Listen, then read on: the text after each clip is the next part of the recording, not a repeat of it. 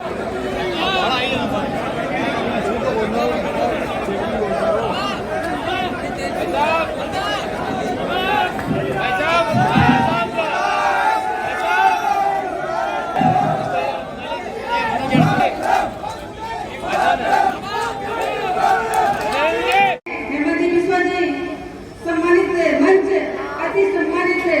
जनता party के कार्यकर्ता बंधु भारतीय जनता पार्टी के पक्ष में वोट करके कमल के फूल को खिलाना है, क्योंकि आप सबका वादा है कि सुदर्शन को जिला बनाना है। बनाना कि नहीं बनाना? बनाना है तो आपका परिवर्तन करना होगा। और एक ही यहाँ से आप वादा करके जाओ, ज्यादा से ज्यादा वोट पोल होनी चाहिए, एक वोट घर में न बचे, इस बात का ध्यान रखें। आप सभी यहाँ पधारे, आपने मुझे आशीर्वाद दिया, मैं बेटी बन के आपके बीच में आई हूँ, तो आपने जो चुनरी उठाई है उस चुनरी का लाभ रखना है। आपने इतना सम्मान दिया, इतना मान दिया, आपका हृदय से अभिनंदन करती हूँ। जय श्री श्याम। विजय चौहान जी, गणेश मंडोरिया जी, नारायण प्रजापति जी, मनोज शर्मा जी, प्रभु सिंह जी, हमारे नेतागण, भाइयों बहनों, माताओं और पिताओं, आप लोग सब जानते हैं 5 बजे चुनाव का प्रसार समाप्त होने वाला है और मुझको चित्तौड़गढ़ में जाके लास्ट सभा करना है। इसीलिए मैं ज्यादा समय यहाँ बिताने नहीं पाया, लेकिन मैं हर साल एक बार बालाजी का दर्शन में आने का हमेशा कोशिश करता हूँ, तो इसीलिए मेरा आना जाना होते ही रहेगा। और अगले बार जब आऊंगा तो एक साथ खाना खाने का भी कोशिश करूंगा। भाइयों और बहनों, चुनाव भी है और हमें राजस्थान को भी आगे लेके जाना है। मेरे राजस्थान का कोने कोने मेरा जाने का इस बार सौभाग्य हुआ और मैंने हर जगह जाने का बाद मैं एक बार आज गारंटी से बोल सकता हूँ, राजस्थान में इस बार बीजेपी का सरकार भी बनेगा और 140 सीट पार करके हमें बीजेपी का सरकार बनाना है और साथ साथ में सुजानगढ़ से भी बीजेपी को जिताना है। जिताना है कि नहीं? भाइयों और बहनों, जब अशोक गहलोत जी ने सरकार बनाया था, हमें बोला था कि किसानों का लोन माफ हो जाएगा। किसी का लोन माफ हुआ है क्या? माफ हुआ है क्या? फिर क्या बताया था कि सारे बेरोजगारों को भत्ता मिलेगा। मिला क्या? मिला क्या? किसी को नौकरी मिला? 19 बार क्वेश्चन पेपर लीक हो गया है, पेपर लीक हो गया है, किसी का हाथ में नौकरी नहीं मिला। सरकार हम इसलिए बनाया था, जब सरकार ने कुछ काम नहीं कर पाया तो अशोक गहलोत जी क्या बोलते हैं कि सचिन पायलट निकम्मा है, बोलते हैं ना। तो सचिन पायलट बोलते हैं अशोक गहलोत निकम्मा है। अभी निकम्मा कौन है, उनका कंपटीशन शुरू हो गया है कि सबसे बड़ा निकम्मा कौन है।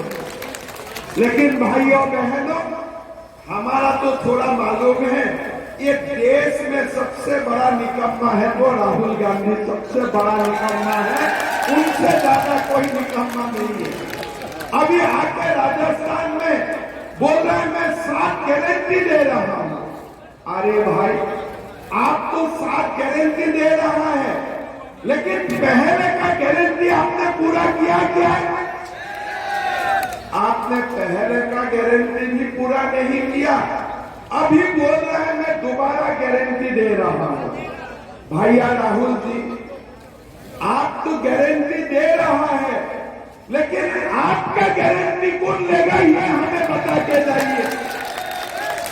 आपका मां के आपका गारंटी ले सकता है? अभी अभी आपको मालूम है रामलाला का मंदिर बनने वाला है 22 जनवरी को, है कि नहीं? लोग जा रहा है रामलाला का मंदिर दर्शन करने, और राहुल गांधी जा रहा है उज्बेकिस्तान, जहां से बाबर का जन्म हुआ था, वहां जा रहा है राहुल जी। लोग जा रहा है राम जन्मभूमि देखने और राहुल गांधी जा रहा है बाबर का जन्मभूमि देखने के लिए। भाइयों और बहनों, ये राम मंदिर क्या जवाहरलाल नेहरू बना नहीं सकता था? क्या इंदिरा गांधी नहीं बना सकता था? क्या राजीव गांधी नहीं बना सकता था? वो लोगों ने क्यों नहीं बनाया?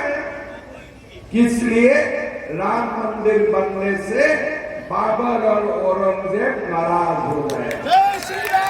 भाई और बहनों, हमें 75 साल इंतजार करना पड़ा, लेकिन आज नरेंद्र मोदी जी देश का प्रधानमंत्री बना, भव्य राम मंदिर आज बन रहा है।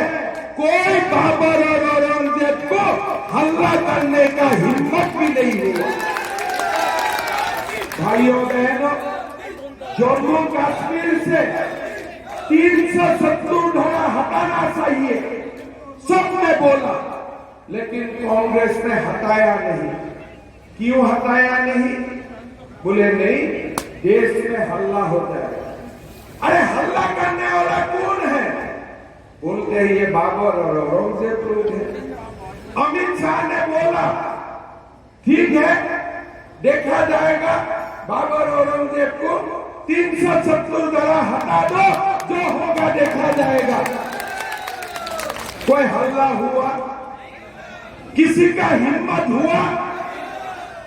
आज आप लोग देखिए, गहलोत जी का सरकार बने, कन्हैया लाल जी का सर्तन जुदा हो गया। आप लोगों ने पहले सुना था ये सर्तन जुदा वाला शब्द? कभी सुने थे? भारत में हम लोग जय श्री राम का नारा सुनते हो, जय बालाजी का जयकारा हम लोग सुनते हो, लेकिन कभी सर्तन जुदा का शब्द हमने सुना था क्या पहले? गहलोत जी का सरकार का दिन में कन्हैया लाल जी का सर्तन जुदा होते हैं। और देखो हिम्मत भैया, फेसबुक में लाइव करते हैं जैसे देश में कोई शासन नहीं है। कितना हिम्मत हो गया। अगर ये काम किसी का हिम्मत होते थे सर्तन जुदा का काम आसाम में करने के लिए, मैं 5 मिनट में उनका हिसाब भी कर देते थे। उधर सर्तन जुदा और 5 मिनट में हिसाब खलास, झगड़ा खत्म। देश को ऐसा शासन चाहिए।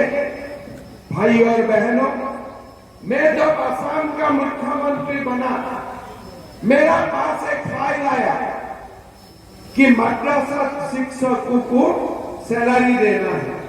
मैंने वो अधिकारी को पूछा कि आपका बेटा बेटी मद्रासा में पढ़ते हैं क्या?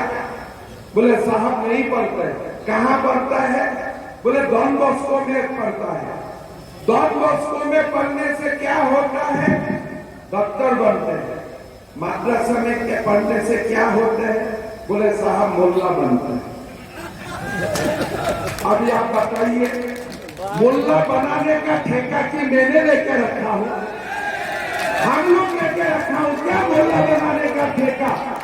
तो मैंने अधिकारी को बोला, देखो ये दुकान आज ही से बंद कर दो, हमें मद्रासा चलाना नहीं है।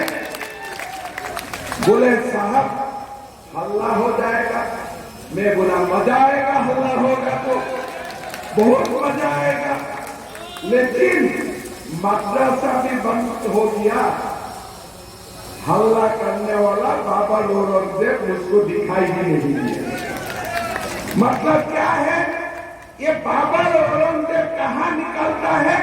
जहां कांग्रेस का शासन होता है, जहां बीजेपी का शासन होते हैं, बाबर औरंगजेब अंडरग्राउंड हो जाते हैं। भाई और बहन, कल से आप राजस्थान में बीजेपी का सरकार आने दीजिए, बाबर औरंगजेब को चुपचाप आप लोगों का भाई साहब क्या है बताइए, आप ठीक है ना, मैं ठीक हूं ना।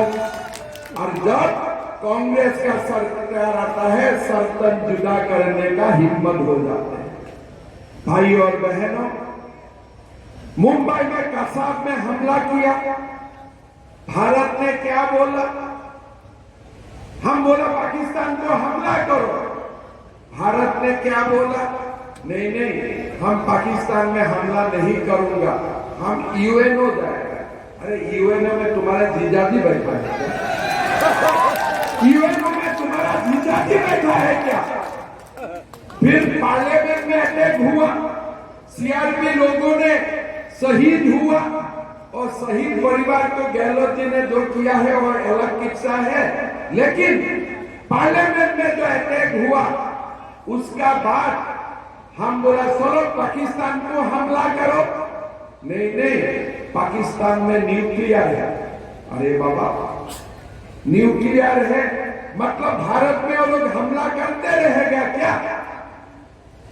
मोदी जी आए, पाकिस्तान को लगा कि अभी भी कांग्रेस का ही सरकार है। मोदी जी का दिन में यहां में आतंक का काम शुरू हुआ, मोदी जी ने जाके पाकिस्तान में धमाका लगा दिया। और आज देश में कोई आतंकवादियों को आप देखते हैं क्या? जयपुर में ब्लास्ट होता है क्या? दिल्ली में ब्लास्ट होता है क्या? मुंबई में ब्लास्ट होता है क्या? भाई और बहनों, कांग्रेस होने से ये कसब लोग पैदा होते हैं, और जब बीजेपी का शासन होते हैं ना, ये बाबर और औरंगजेब लोग अंडरग्राउंड हो जाते हैं, दिखाई भी नहीं देते। आज आप देखिए, असम में बीजेपी सरकार मदरसा बंद कर रहा है, और अशोक गहलोत जी ने 7,000 मदरसा खोलने के लिए जमीन दे चुका है। अगर राजस्थान में 7,000 मदरसा होते हैं, हर मदरसे से सालों में 50 मोहल्ला भी बनता है, कितना मोहल्ला हो जाएगा? 3,500 मोहल्ला, 35,000 मोहल्ला बनेगा। 50 साल में कितना मोहल्ला बनेगा? आज क्या मोहल्ला बनाने का ठेका हम लोग ने लेके रखा हो क्या? बीजेपी सरकार आने से किसी को जमीन नहीं मिलेगा। आज आप देखिए, सुजानगढ़ में राम मंदिर में भी बुलडोजर चल जाते हैं। आज हमारा आसाम में बांग्लादेशी का ऊपर बुलडोजर चलता है, और यहाँ में राम मंदिर में बुलडोजर चलता है। आपने फर्क देखिए भाई और बहनों। आज गहलोत का सरकार ने हमें कुछ नहीं दिया। आप लोग आसाम कितना लोग किया है? कभी आप लोग किया है ना? मैंने गामसा देख रहा होता, इसलिए मैंने पूछा। आसाम राजस्थान से कितना छोटा है? छोटे प्रदेश है। राजस्थान 4 गुना बड़ा प्रदेश है। आसाम का सालाना आय कितना होता है? 5 लाख करोड़। और राजस्थान का सालाना आय कितना होता है? 14 लाख करोड़। दिल्ली से राजस्थान नजदीक होते हैं, आसाम 3,000 किलोमीटर दूर होते हैं। तो पेट्रोल का दाम आसाम में ज्यादा होना चाहिए कि राजस्थान में? आसाम में होना चाहिए ना। दूर है, छोटे प्रदेश है। लेकिन आप बताइए, राजस्थान में पेट्रोल का कीमत कितना है? 109 से 110 रुपया। मैं ठीक बोल रहा हूं ना? गलत तो नहीं बोल रहा हूं ना? तो आपका अंदाज में गुवाहाटी में पेट्रोल का भाव कितना है? आप देखिए, गुवाहाटी में आपको पेट्रोल मिलेगा 97-98 रुपया, और गहलोत सरकार का समय राजस्थान में पेट्रोल का भाव है 108 रुपया। डीजल का भाव आसाम से 4 रुपया ज्यादा है, और इलेक्ट्रिसिटी का भाव भी आसाम से 1 रुपया प्रति यूनिट ज्यादा है। मतलब आज आप लोग का जेब कौन काट रहा है? आज जेब कौन काट रहा है? कांग्रेस का कांग्रेस को वोट देने का मतलब डेली गाड़ी में 10 लीटर हम लोग पेट्रोल डालता हूं ना, 100 रुपया टैक्स देना कांग्रेस को वोट देने का मतलब होते हैं। आज आप कांग्रेस सरकार को देखो, कुछ नहीं कर रहा है। पेट्रोल का भाव भी राजस्थान में ज्यादा है, डीजल का भाव भी राजस्थान में ज्यादा है, इलेक्ट्रिसिटी कारण का बिल भी राजस्थान में ज्यादा देना पड़ता है। उत्तर प्रदेश से भी ज्यादा, हरियाणा से भी ज्यादा, गोवा से भी ज्यादा, उत्तराखंड से भी ज्यादा। बीजेपी शासित प्रदेश में पेट्रोल 97-98 रुपया में मिलता है और कांग्रेस शासित प्रदेश में 110 रुपया का पेट्रोल का भाव होते हैं। और गहलोत जी बोलते हैं राजस्थान का सरकार को देश देखते हैं। अरे भैया, राजस्थान को देश देखते हैं, ये वीरों का भूमि है। लेकिन गहलोत जी, आपका तुष्टीकरण का राजनीति का कारण आज राजस्थान में सरतन जुदा जैसा काम हो रहा है, आप इसको नियंत्रण नहीं कर पा रहा है। अभी सुबह सुबह क्या बोला कि मोदी गुजराती है, मोदी राजस्थान में क्यों आते हैं? सुबह सुबह गहलोत जी ने बोला, अरे भैया, राजस्थान का लोग देश में जाते हैं, देश को जोड़ता है। हमारा आसाम में भी पहला कॉलेज राजस्थान का लोगों का जमीन से ही बना है। और ये आसाम का बात नहीं, देश का कोने कोने में जाके राजस्थानी समाज ने स्कूल बनाया है, हॉस्पिटल बनाया है, भारत मां को आगे बढ़ाने का काम किया है। राजस्थान देश को जोड़ता है। राजस्थान गुजराती, राजस्थानी, असमिया का राजनीति नहीं करता है। राजस्थान भारत मां का पूजा करता है। ये वीरों का भूमि है। गहलोत जी, आप नरेंद्र मोदी को चाहे गुजराती बोलिए, लेकिन नरेंद्र मोदी राजस्थानी लोगों का दिलों में बैठता है। सारे लोगों का दिलों में नरेंद्र मोदी होते हैं। भाई और बहनों, आज नरेंद्र मोदी जी नहीं होने से क्या राम मंदिर बनते थे? क्या राम मंदिर बनते थे? आज आप देखिए, काशी विश्वनाथ का कॉरिडोर किसी ने बनाने के लिए नहीं सोचा। कामाख्या कॉरिडोर किसी ने नहीं सोचा। आज हमारा एक हिंदू का, भारत का एक गौरवमय स्वर्णिम क्षण आज मोदी जी के लिए हम देख रहा हैं। आज मुझको बोलता है अशोक गहलोत जी, ये हेमंत हिंदू का राजनीति करते हैं। अरे भैया, मैं हिंदू का राजनीति भारत में नहीं करके मैं क्या पाकिस्तान में जाके हिंदू का राजनीति करो? क्या मैं क्या पाकिस्तान में जाके हिंदू का राजनीति करो? जब आप लोग कर्नाटक में मुसलमान को 12% आरक्षण देता है, वो क्या तुष्टीकरण का राजनीति नहीं है? आज तेलंगाना में आप बोल रहा है कि मैं 12% रिजर्वेशन दूंगा, वो क्या तुष्टीकरण का राजनीति नहीं है? हम तो कभी नहीं बोलता हूं हिंदू को आरक्षण दो, हम बोलता हूं एसटी को आरक्षण दो, एससी को आरक्षण दो, ओबीसी को आरक्षण दो। हम तो कभी नहीं बोलता हूं। लेकिन आज कांग्रेस पूरा देश में मुसलमानों का आरक्षण भी खोल दिया है और अभी बोल रहा है कि बीजेपी हिंदू का राजनीति करते हैं। अगर बीजेपी नहीं होते थे ना, तो ये देश में बाबर और औरंगजेब ही चलाता था और देश में सनातन तत्व को खत्म कर देता था। हर दिन स्टेलिन बोलते हैं कि सनातन को खत्म करो, खड़गे जी बोलता है सनातन को खत्म करो। लेकिन मैं कांग्रेसियों, आप लोगों को मैं बोलना चाहता हूं, ये देश सनातन ने बनाया और जब तक शान और सुरूज रहेगा, ये देश में सनातन रहेगा। आप कुछ नहीं कर सकते हो, आप कुछ नहीं कर सकते हो, ये बात आप सुन लो। भाइयों और बहनों, मोदी जी को फिर एक बार प्रधानमंत्री बनाना है कि नहीं? बनाना है कि नहीं?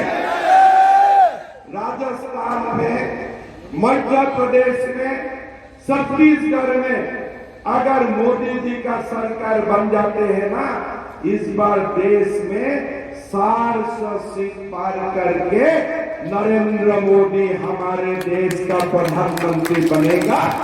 कोई कुछ नहीं कर सकता है। जनता जनार्दन मोदी जी को प्रधानमंत्री बनाएगा 400 सीट पार करके। भाई और बहनों, हमें बनाना है ना राजस्थान में बीजेपी का सरकार। कब बनेगा? जब सुजानगढ़ ने घर में आप मेरा बहन संतोष मेघवाल जी को आप लोग जिता देगा। जिताएगा कि नहीं जिताएगा? जिताना है ना। ये देश में सनातन को रक्षा करने के लिए, भारत मां को विश्व गुरु बनाने के लिए मोदी जी को प्रधानमंत्री बनाना है और उसका शुरुआत सुजानगढ़ राजस्थान का भव्य विजय से इस विजय का शुरुआत होगा। भाई और बहनों, संतोष बहन ने सारे आप लोगों का आशीर्वाद लिया, बुजुर्ग का आशीर्वाद लिया, आप लोगों का प्यार मांगा। आप लोग सुबह कृपा करके जल्दी उठ के कमल साथ में वोट दीजिए। उसका बात खाना, पहले वोट दान बाद में दौड़ना, ठीक है? पहले वोट देना है हमें। कमल साथ को दबा दबा के पूरा हिला देना है, पूरा कमल साथ। एक एक कमल साथ में जो वोट होते हैं ना, ये वोट मोदी जी के लिए आशीर्वाद बन जाते हैं। ये नरेंद्र मोदी के लिए आशीर्वाद बन जाते हैं और पाकिस्तान जैसा देशों के लिए अभिशाप बन जाते हैं, है ना भाइयों बहनों? आज आप देखिए, हमारा इजराइल में हमास ने बेटियों को किडनैप किया, बुजुर्ग को किडनैप किया। कोई कांग्रेसियों ने हमास को कंडेम किया है? कभी राहुल गांधी हमास का खिलाफ एक शब्द बोलते हैं? कुछ नहीं बोलते हैं। जहां में भी तुष्टीकरण का बात आते हैं, वो लोग कुछ नहीं बोलते हैं। भाई और बहनों, हमें 100 रुपया का नीचे पेट्रोल चाहिए, चाहिए कि नहीं चाहिए? हमें गैस सिलेंडर 750 रुपया में चाहिए, 750 रुपया में गैस सिलेंडर हमें चाहिए। और हमारा युवाओं को बिना पेपर लीक सरकार में नौकरी होना चाहिए। 2 लाख नौकरी बीजेपी सरकार देने का काम करेगा और कोई भी पेपर लीक करने का हिम्मत करेगा, उनका जगह जेल के अंदर होगा, वो बाहर नहीं रह सकता है। भाई और बहनों, मेरा मन होगा, आज थोड़ा जल्दी भी हुआ, आप लोगों से बातचीत करने का मन भी था, लेकिन आज थोड़ा समय का तगादा है। मैं जरूर एक बार बालाजी का दर्शन के लिए भी आ जाऊंगा और आप लोगों को भी दर्शन के लिए मैं दोबारा एक बार आ जाऊंगा। लेकिन तब तक संतोष मेघवाल जी हमारा एमएलए बनना चाहिए, ठीक है ना? बनेगा ना? बनाना है ना? तो मेरा साथ बोलिए, भारत